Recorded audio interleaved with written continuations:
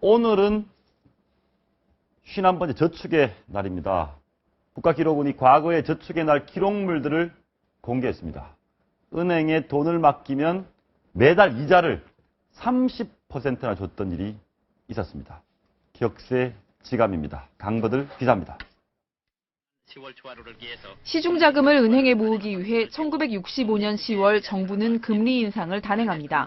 금리 현실화란 예금 금리를 시중 사채 이자에 가깝게 인상해서 예금자의 이익을 보장함으로써 저축을 장려하고 1년 6개월 만기 정기예금 금리를 30%로 올리자 예금 증가액이 닷새 만에 9억 원을 기록합니다. 정부는 500원, 1,000원, 3,000원짜리 소액 채권 판매에도 열을 올렸습니다. 축의금이나 기중 대사의 부조에도 현금 대신 이 소액 채권을 많이 이용토록 권장하고 있습니다. 발행 후 1년이 되면 27.88%의 높은 이율을 볼 수 있으며 소비에 치중하는 사람들은 거세게 비난받았습니다.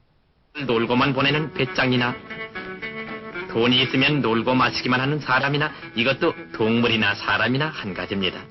이처럼 여러 방법을 동원해 저축을 장려한 것은 경제발전 자금을 모으기 위해서였습니다. 국민저축은 거대한 산업자금을 형성하게 되는데 원자 받고 살던 살렴 저축으로 자립하자. 이런 노력 끝에 1971년 저축 1조 원을 돌파하기도 했습니다. 하지만 금리가 낮아지는 등 경제 환경이 변하면서 저축률은 80년대 말부터 떨어져 지난해 4.5%를 기록했습니다. 채널A 뉴스 강버들입니다. 방금 보셨듯이 우리나라 저축률이 사상 최저, 세계 최저 수준이다.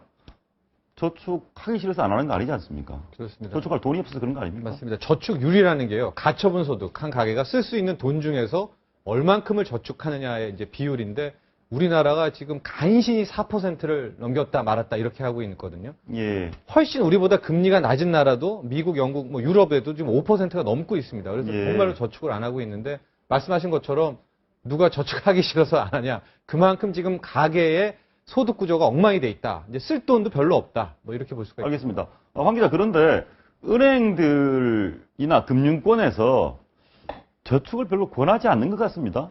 네, 그렇습니다. 저축을 더 이상 권하지 않고 오히려 좀 대출을 권하는 이런 사회가 아닌가 싶기도 한데요. 예. 예를 들어서 이런 금융 저축의 날이 되면 저축의 날이 되면 대개 은행들에서 특판을 내놓습니다. 자, 저축의 날을 좀 맞이해서 한 3.4% 정도의 금리 우대에 있는 상품이 있습니다. 그런데 올해는 그런 얘기가 없습니다. 오늘이 좀 저축의 날이거든요. 그래서 오늘 행사가 있는데 지금 뭐 금융권 관계자들의 말을 들어보면 이 정부는 저축에 관심 있는 게 아닌 것 같다. 기술금융에만 좀 관심이 있다. 창조금융에만 관심이 있다. 이런 얘기를 합니다.